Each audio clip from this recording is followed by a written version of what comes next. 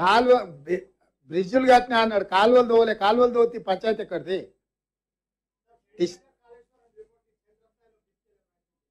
ఇక మీరే తీసుకెళ్ళాలి. మా ప్రయత్నం మేము చేసినాం, మేము చెప్పాల్సింది చెప్పినాం, చూపించాల్సింది చూపించినాం. ఏమంటారు, మొత్తం డిజిటల్గా మీకు అసెంబ్లీలనే మొత్తం అంతా పవర్ పాయింట్ ప్రజెంటేషన్ ఇచ్చినాం. కాళేశ్వరం మిమ్మల్ని ప్రత్యక్షంగా తీసుకెళ్ళి కుంగిపోయింది చూపించడం, పగిలిపోయింది చూపించడం. దయచేసి మీడియా మిత్రులు కూడా దీన్ని క్షేత్రస్థాయిలో ప్రజల దగ్గరికి తీసుకెళ్లాల్సిందిగా మేము కోరుకుంటున్నాం.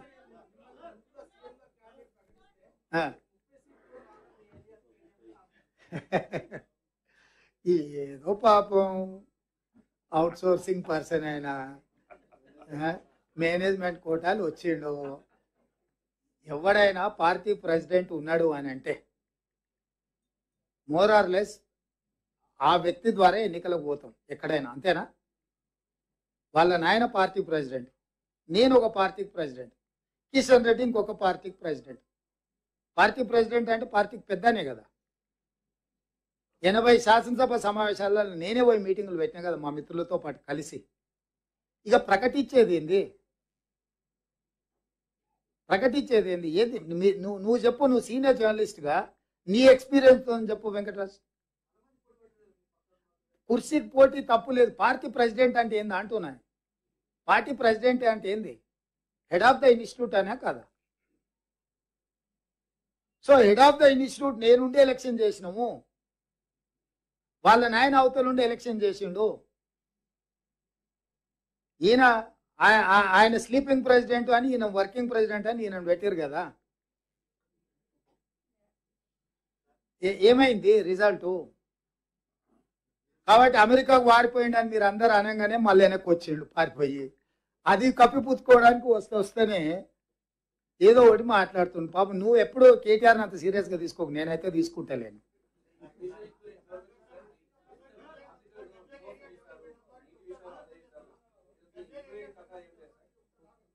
ఏంటిది?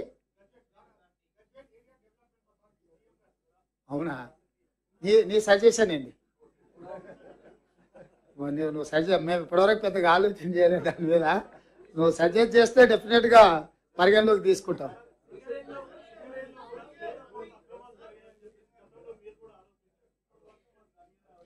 ఇస్తాం అన్ని ఒకటేసారి ఇస్తే మొత్తం విచారణలనే ఉంటారు. ఇక పరిపాలన డెఫినెట్గా అన్నిటిని తీస్తాం ఒకటొకటి. గొర్రెలు అన్నాడు, ఇప్పుడు ఒక్క గొర్రె కూడా పలుకుతలేదు. చూసిరు కదా ఏసీబీకి ఇవ్వగానే వచ్చింది కదా, మీరే రాసిరు కదా.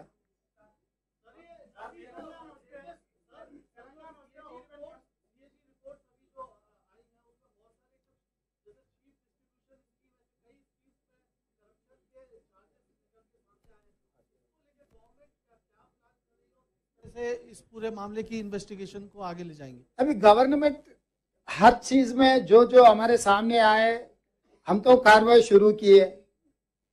जो बकरियों का मामला है हम एसीबी को ऑलरेडी दे दिए, एफआईआर भी हो गए, क्राइम भी रजिस्टर हो गए। उसके बाद एंटी करप्शन ब्यूरो अभी इन्वेस्टिगेट कर रहे, 5 ऑफिसरों को अरेस्ट करके जेल भी भिजा दिए।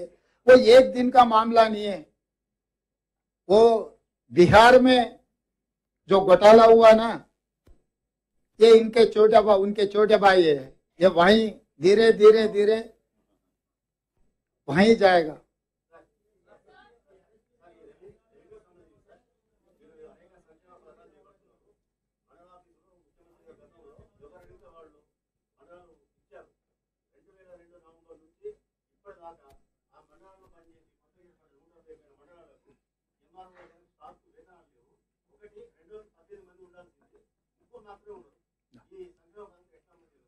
అంటే ఇట్లాంటి సంక్షేమ వాళ్ళు చాలా ఉన్నాయి.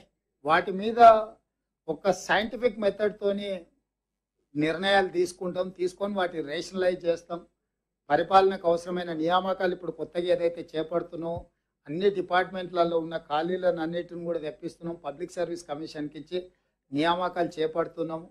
తప్పకుండా ఈ అన్ని సమస్యల్ని దృష్టిలో పెట్టుకొని ఒకటొకటిగా పరిష్కరించుకుంటూ ముందుకెళ్తాం. సార్ आप एक तरफ ये बोल रहे हैं कि ఎవరెవరు భాగస్వాములు అయితే వాళ్ళ మీద వీళ్ళు వాళ్ళు అనేది ఎవరు లేదు. सर एक तरफ आप ये बोल रहे हैं कि बहुत सारा स्कीम्स जो चल रहा है केसीआर के टाइम में वो बहुत स्कैम्स चल रहे हैं और हम लोग चार्ज लगाएंगे। दूसरी तरफ केटीआर ये बोल रहे हैं कि कांग्रेस या बीजेपी दोनों ने तेलंगाना के लिए कुछ नहीं किया है। इसके बारे में आप क्या बताएंगे? सचमुच है, हम लोग इतना चोरी तो नहीं किए।